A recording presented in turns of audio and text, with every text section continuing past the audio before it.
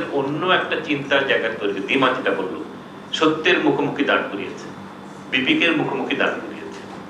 শিল্পীর যদি সত্তা হয় সত্যের প্রকাশের সংবেদনশীলতাকে সে যদি ধারণ করে, তাহলে নিঃসন্দেহে সেই মুখোমুখি সে হয়েছে, অন্তরে হয়েছে, সে প্রকাশ্য না, মুখোমুখি হতেই হবে তাকে, যে আমি কোন জায়গায় দাঁড়িয়ে আছি। এই সত্যের মুখোমুখি আমরা প্রত্যেকেই হয়েছি।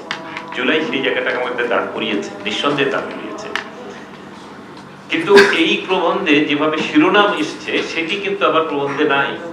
মানে জুলাই যেরকম পরবর্তী থিয়েটার চর্চা, প্রশ্ন নির্মাণ, প্রথাগত উত্তর, এই যে শব্দবন্ধগুলো এসছে, সেটার কোনো রিফ্লেক্ট এই প্রবন্ধে নেই। সেটাও কৌশল আমার কাছে মনে হচ্ছে। মানে ওই প্রশ্নটা ছুড়ে দিয়ে, মানে জুলাই প্রসঙ্গটা নিয়ে এসে তাহলে আপনারা ভাবেন এখন কি করবেন, আমার এখানে বলার কিছু নেই, ব্যাপারটা এরকম। কিন্তু আমি যেটা মনে করি যে মানে থিয়েটারের আমার যে অভিজ্ঞতা, আমি 90 দশকের পুরোপুরি, আমরা 90-এর গণঅভ্যুত্থানের অন্যতম মানে প্রজন্ম বা যোদ্ধাই বলি। আমি ইউনিভার্সিটিতে, নিদ্রাও একই ক্যাম্পাসে বড় হওয়া মানুষ, তখন ছোট ছিল 90-এর দশকে। কিন্তু আমরা যেভাবে থিয়েটারটা করেছি, নাটক করেছি, গান গেয়েছি, যেটা এই প্রবন্ধের শুরুতে বলা হয়েছে যে এই জুলাই বিপ্লবে এসে যেভাবে গ্রাফিতি বা র‍্যাপ একটা ভূমিকা রাখলো, সেখানে নাটক কেন নাই? অথচ 90 দশকের যে আন্দোলন, 90 দশক ধরে যে আন্দোলন, 90-এর যে গণ আন্দোলন, গণ অভ্যুত্থান, সেটা আমরা একদম প্রত্যক্ষ আমাদের অংশগ্রহণ। আমরা ইউনিভার্সিটিতে এটা করেছি। তারপর ইউনিভার্সিটি পাস করার পরপরই তো ঢাকায় চলে আসলাম।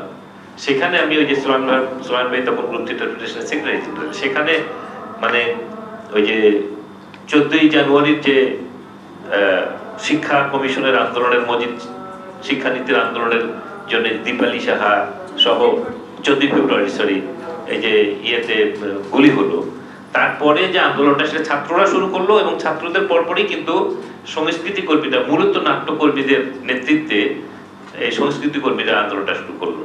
তারপরে 8 দল 7 দল, 8 দল তো পরে হলো 15 দল আর কি, 15 দল 7 দল 3 দল 5 দল ইত্যাদি ইত্যাদি রাজনৈতিক শক্তিগুলো সামনে মাঠে আসলো।